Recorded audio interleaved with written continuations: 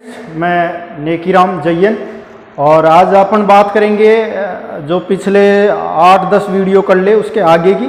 आज का अपना टॉपिक रहेगा ब्रेकडाउन के संबंधित और कुछ छोटे छोटे पॉइंट्स। आज अपन ने लगभग पिछले 10-12 वीडियो के अंदर डायोड को कंप्लीट कर लिया है। तो अपन आज बात कर रहे हैं कि डायोड के कुछ छोटे छोटे पॉइंट्स बचे हुए उनको कंप्लीट करते हैं, फिर डायोड अपना कंप्लीट हो जाएगा, फिर आगे अपन ट्रांजिस्टर देखेंगे। तो डायोड के बचे हुए जैसे जीनर ब्रेकडाउन के टॉपिक दोनों जीनर और प्रति प्लेट वोल्टेज, छोटे छोटे और भी टॉपिक। तो आज अपन देखते हैं क्या ब्रेकडाउन देखिए दोस्तों, दो प्रकार का होता है ब्रेकडाउन। अपन ने बात कर ली थी कि अचानक से वोल्टेज रिवर्स बायस में वोल्टेज बढ़ाने से क्या होता है कि वो परत डिप्लेशन लेयर टूट जाती है। अब टूट जाती है तो ये दो प्रकार से टूटती है। एक होता है जीनर ब्रेकडाउन, एक कौन सा होता है जीनर ब्रेकडाउन, और दूसरा होता है एवलांच ब्रेकडाउन, जीनर ब्रेकडाउन और एवलांच ब्रेकडाउन। देखिए दोस्तों कितने प्रकार के होते हैं, दो प्रकार के। पहला होता है जीनर ब्रेकडाउन, दूसरा होता है एवलांच ब्रेकडाउन। देखिए जीनर ब्रेकडाउन जो होता है वो उसके अंदर अपन क्या है कि डायोड को फिर से मतलब काम में ले सकते हैं वोल्टेज को कम करके। अभी एनआर ब्रेकडाउन क्या होता है कि जैसे अपन ने बात की थी कि अपन बैटरी से क्या अप्लाई करते हैं विद्युत क्षेत्र। तो जो विद्युत क्षेत्र अप्लाई करते हैं क्या विद्युत क्षेत्र उच्च विद्युत क्षेत्र अप्लाई करते हैं तो सहसंयोजी बंध टूट जाते हैं। सहसंयोजी बंध क्या हो जाते हैं, ब्रेक हो जाते हैं। ब्रेक हो जाने से एकाएक विद्युत धारा बहती है। क्या होती है, एकाएक विद्युत धारा बहती है। ब्रेक होने से क्या होती है, बहती है। अब बहेगी तो क्या हो जाएगा, ये ब्रेकडाउन हो जाएगा। मतलब सहसंयोजी बंध टूटे, इलेक्ट्रॉन और होल्ट मुक्त होंगे तो एकाएक विद्युत धारा बहेगी और अवक्षय परत क्या हो जाएगी, स्वतः टूट जाएगी। विद्युत धारा अत्यधिक लगाएंगे, सहसंयोजी ब्रेक होंगे तो स्वतः ही क्या टूट जाएगी, डिप्लेशन लेयर टूट जाएगी। क्या हो जाएगी, डिप्लेशन लेयर टूट जाएगी। अब अपन बात करते हैं कि ये होता कहां पे। ये जनरली होता है किसमें, हाईली डोप्ड, अत्यधिक मतलब ज्यादा डोपिंग वाले में, हाई डोपिंग पीएन जंक्शन में होता है, या पतली अवक्षय परत में होता है। पतली अवक्षय परत में डिप्लेशन लेयर में होता है। ये कहां पे होगा, जो ज्यादा डोपिंग होगा वो पतली परत होगी। ऑब्वियसली बात है कि ज्यादा डोपिंग होगी तो अवक्षय क्षेत्र का मान भी क्या होगा, कम होगा। अभी इसके अंदर अपन बात करें जो पीएन जंक्शन होता है, मतलब जो डायोड होता है वो स्थायी रूप से खराब नहीं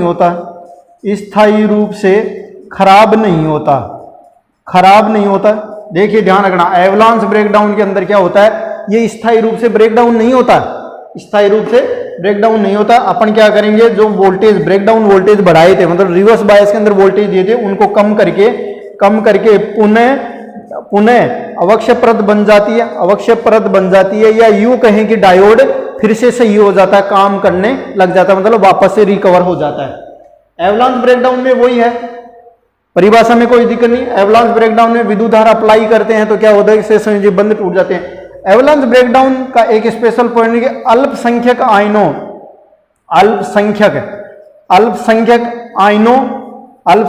आयनों। देखो एवलांच और इसमें दोनों अंतर समझिए। एवलांच ब्रेकडाउन जो जीनर होता है उसमें ब्रेकडाउन हो रहा है, इसमें भी ब्रेकडाउन होगा, पर इसके अंदर जो ब्रेकडाउन होगा वो अल्पसंख्यक आयनों के कारण होगा।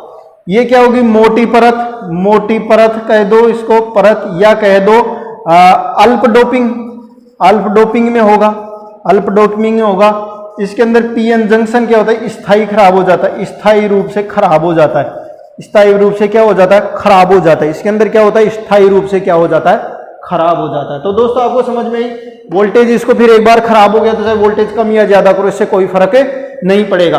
तो इसके अंदर क्या होगा कि एवलांच ब्रेकडाउन के अंदर कुछ चीजें अपने को याद रखनी है। एक तो अल्पसंख्यक आयनों के कारण होगा, अपनी ये मोटी परत या और पीएन जंक्शन स्थायी रूप से खराब हो जाएगा। इसके अंदर वापस से प्राप्त, स्थायी रूप से खराब नहीं होता है, वापस से प्राप्त किया जा सकता है।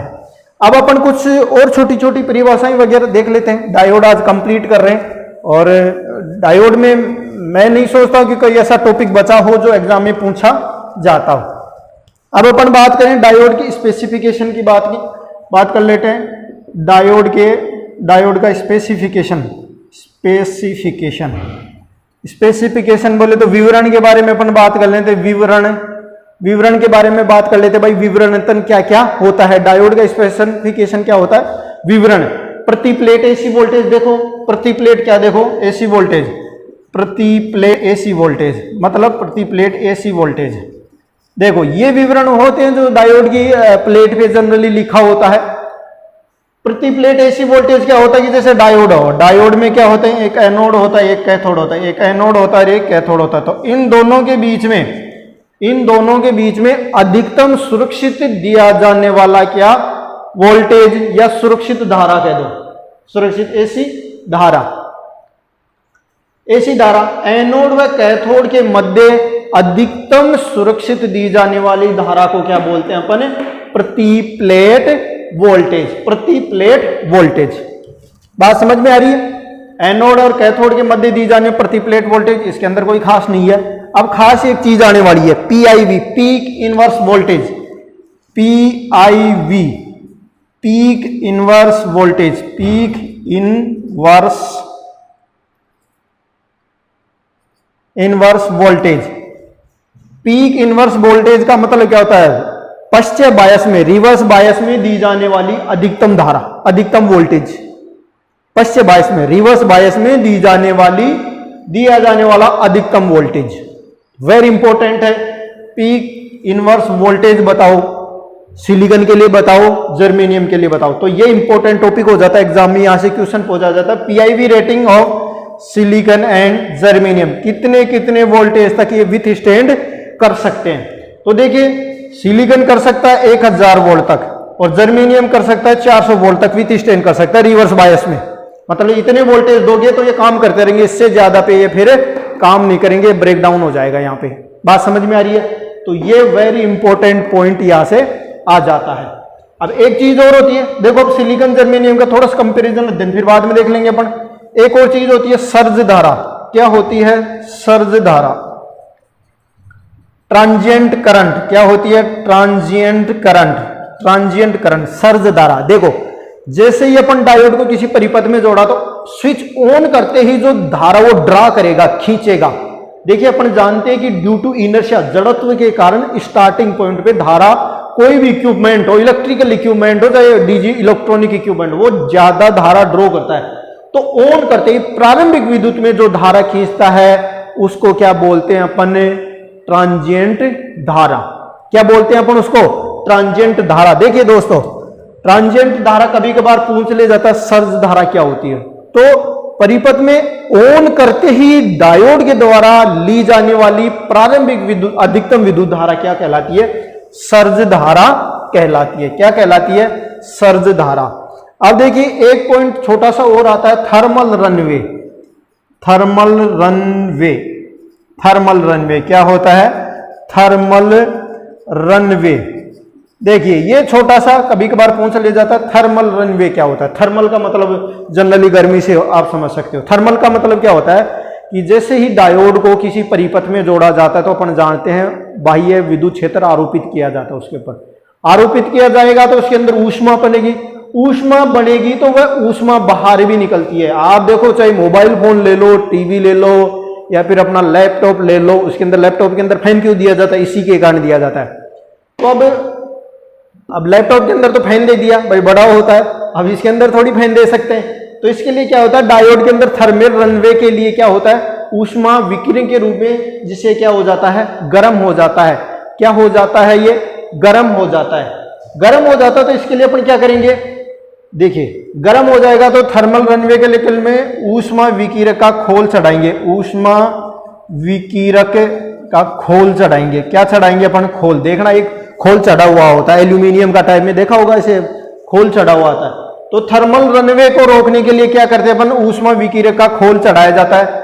यही जो खोल चढ़ाते हैं उसको अपन क्या बोलते हैं, हीट सिंक कहते हैं।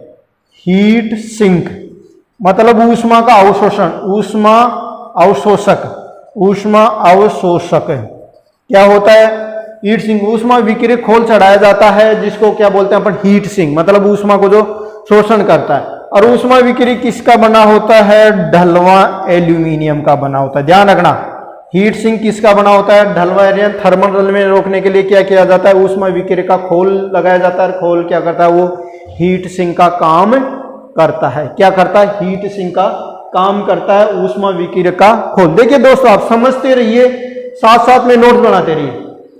अब एक दो चीज छोटी छोटी और आ जाती है, हालांकि ये थोड़ा लेवल मेरे हिसाब से हाई हो रहा है, पर बता देता हूं। कभी कभार एक छोटा सा थ्योरेटिकल क्वेश्चन पूछ लिया जाता है। दो चीजें होती हैं, एक होता है हॉल प्रभाव, हॉल इफेक्ट। क्या होता है हॉल इफेक्ट? दूसरा होता है ड्रिफ्ट करंट। क्या होता है? ड्रिफ्ट करंट, ड्रिफ्ट धारा, ड्रिफ्ट धारा। और ये क्या होता है? होल प्रभाव। क्या होता है ये? होल प्रभाव। ये थोड़ा सा लेवल हाई, पर एक एक लाइन, सिर्फ क्या, एक एक लाइन बस, फिर आपके सफिशिएंट है कि मोर देन किसी अच्छे स्टैंडर्ड का पेपर बनता है तो आपके ये काम में आने वाली है। होल प्रभाव क्या होता है कि अपन ने पहले पढ़ा था कि डायोड को जानने के लिए कैथोड की तरफ एक चांदी की पट्टी बनी रहती है, मतलब सिल्वर पट्टी बनी थी, अपन बता देते कैथोड पर। वो नहीं हो तो अपन क्या करेंगे? तो होल प्रभाव किसके काम में आते हैं? ध्रुवता जानने के लिए। क्या होता है? ध्रुवता जानने के लिए, पोलैरिटी टेस्ट के लिए, ध्रुवता जानने के लिए, पोलैरिटी टेस्ट, पोलैरिटी टेस्ट के लिए काम में आता है होल प्रभाव। होल प्रभाव क्या काम में आता है? Polarity test. Where is P type और वेयर इज एन टाइप, कौन सी साइड में पी परत है और कौन सी साइड में एन परत है, कैथोड किधर और एनोड किधर। तो टेस्ट ऑफ पोलैरिटी, ध्रुवता जानने के लिए। अब ये देखो ड्रिफ्ट करंट। ड्रिफ्ट करंट क्या होता है कि फ्री इलेक्ट्रॉन के कारण, फ्री इलेक्ट्रॉन के कारण बहने वाली धारा को ही क्या कहते हैं अपन? ड्रिफ्ट करंट कहते हैं। फ्री इलेक्ट्रॉन, अपन ने बात की थी कि इलेक्ट्रॉन एन परत में फ्री इलेक्ट्रॉन होते हैं, उनके कारण जो विद्युत धारा बहेगी उनको क्या बोलते हैं? फ्री इलेक्ट्रॉन, जो विद्युत धारा बहती है। अब देखो ड्रिफ्ट करंट किन में पाया जाता है? एक तो मेटल में पाया जाता है, मेटल मतलब धातुओं में।